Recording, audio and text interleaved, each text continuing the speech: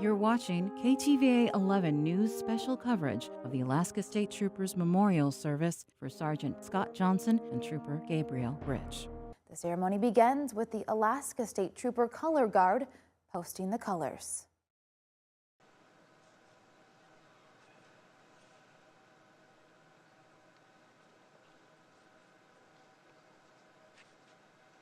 For our slain troopers, Sergeant Scott Johnson and Trooper Gabriel Rich. He and his field training officer had contact with a man that was irritable and had gotten mad at Gabe, who in turn just got a little more authoritative.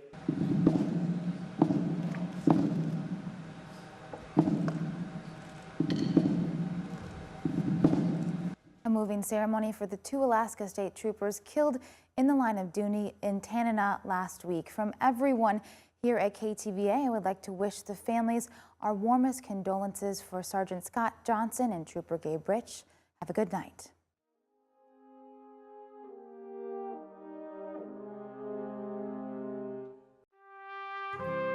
December 7th, 1941.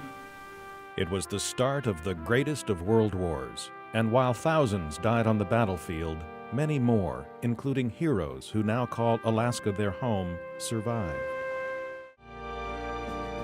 The trip to Washington gave our vets an opportunity to see the memorial built on the National Mall. And if you want to see the importance of it all, just look at these veterans' faces. And now, from the Alaska Aviation Museum in Anchorage, here's Joe Vigil. Well, good evening, everyone. We are here on this Memorial Day at the Alaska Aviation Museum with proud Alaska veterans, many of whom are recently returned from our nation's capital. It was a free trip sponsored by the Last Frontier Honor Flight, dedicated to sending World War II veterans to our nation's capital to see their memorial. And we followed them every step of the way. It's just the hole that's left, that The emptiness. the emptiness. For the first time, both families sat down to talk exclusively with KTVA 11 News, saying not talking about the girls is like not remembering them. I want Brooke to be remembered as the girl that she was, the community, the giver, the positive light, rather than just the girl who was hit by a drunk driver. Brooke McFeeder's first act of philanthropy happened when she was 6. Brooke just won a posthumous award for spending 400 hours volunteering to feed needy kids at the Children's Lunchbox, and also excelled at helping others in ROTC, among many other volunteer efforts. Still, both couples find it hard to see past their pain. Can I ask you about the crash? That horrible crash. Jordan and Brooke wanted to buy jeans for the start of school. Brookie came in and said, "I love you, Daddy." I said, "All right, have fun." She skipped down the stairs and into the car. Jordan's grandmother dropped the pair off to shop, but worry set in when both families didn't hear from the girls. At 7:30 that night, Dana sent this text to Jordan asking, "Where are you?" The last text she would ever send to her daughter.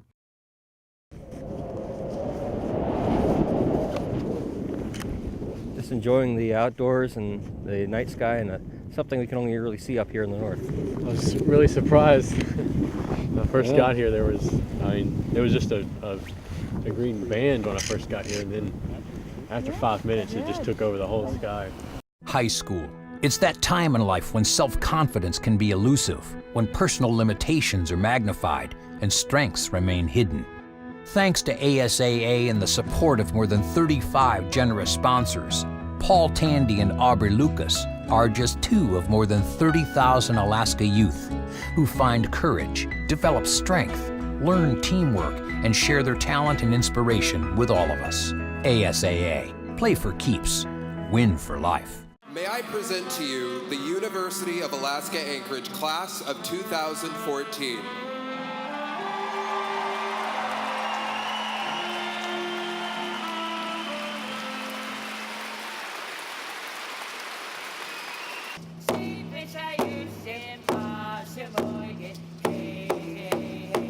Welcome to the 2014 commencement ceremony for the University of Alaska Anchorage. My name is Bear Baker, and I am proud to be a Seawolf and happy to be here helping you celebrate today.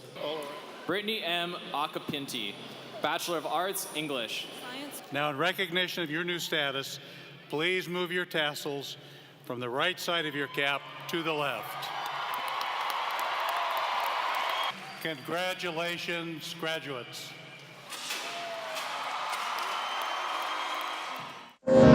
Every 4th of July, athletes from around the country converge on the town of Seward to compete in a race that started out as a bar bet and has since tested mountain runners for nearly a century.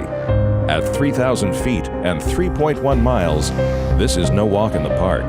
It's a challenge that's been formed by Mother Nature herself, a race that pushes even the most seasoned runner to their limits. Welcome to KTVA's coverage of Mount Marathon 2014. Dave Goldman, Emily Carlson, Clint McCool with you. We are all set to go for Mount Marathon number 87. A championship in any sport, you got to take a chance. Bachwitz making a move, taking a slightly different line, and to see how that happened, he didn't follow Eric. He's the fastest downhiller of all time, but he's actually showing his teeth. Absolutely. Our entire crew, Emily Carlson with us as well. Dave Goldman, nice to have you with us today. Some runners will acknowledge the crowd, a high five. Eric Strabel takes it in impressive fashion today. For 3 days, campers turned the Hoodoo Mountains into Alaska's 4th largest city to see this. When the daytime races are over, the nighttime celebrations begin. Alaska State Trooper Sergeant Lou Nieves, they gotta sit down, is in for a long night.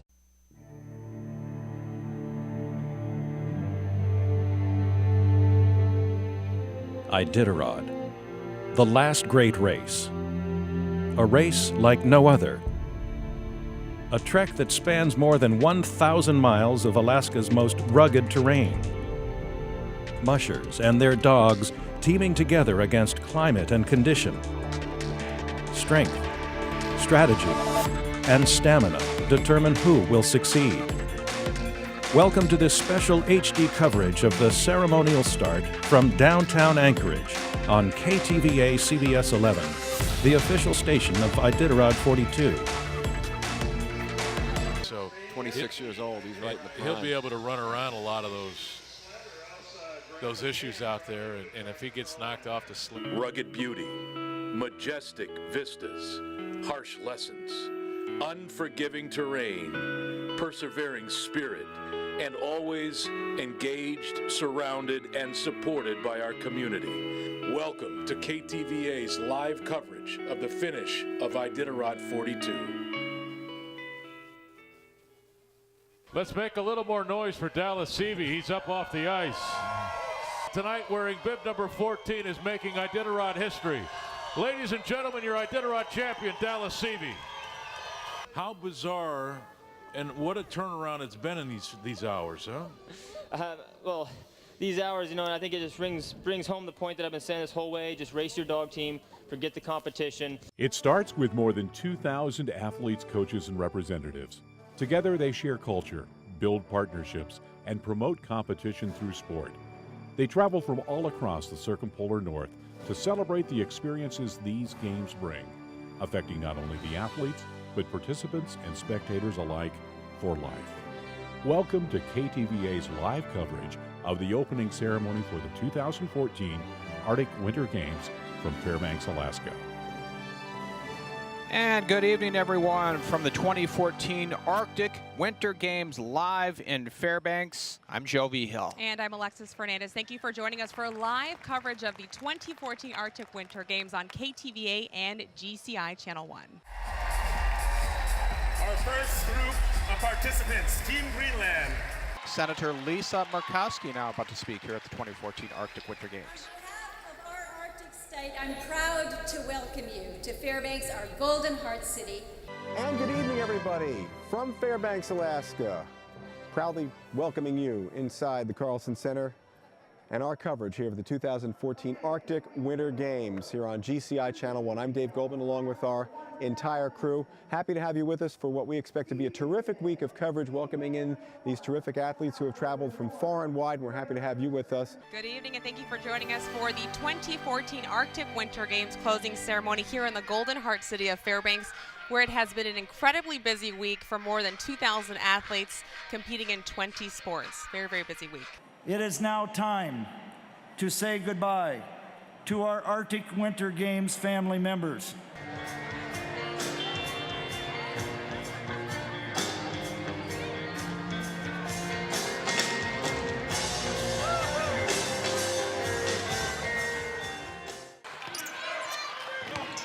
Drive, baseline, got it! 2 days.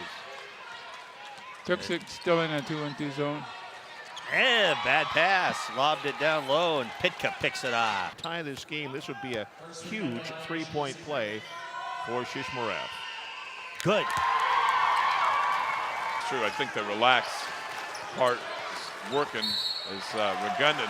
Goes hard to the hole and then is knocked to the ground.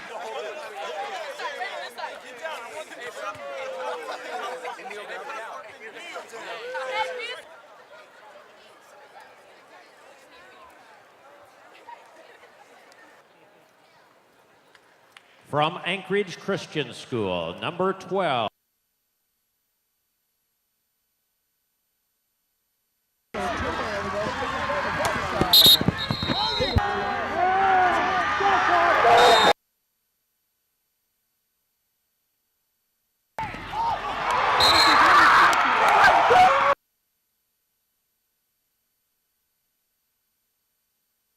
The 2013 state champion West Eagles. Congratulations, boys. Have a wonderful night. Back up to you guys in the booth. All right, thanks very much, Alvin. Appreciate it. Good work from both of those guys. Appropriate that we saw those. All right, back here at Anchorage Football Stadium, 28-16 your final score as West has won it. Alvin, back downstairs to you.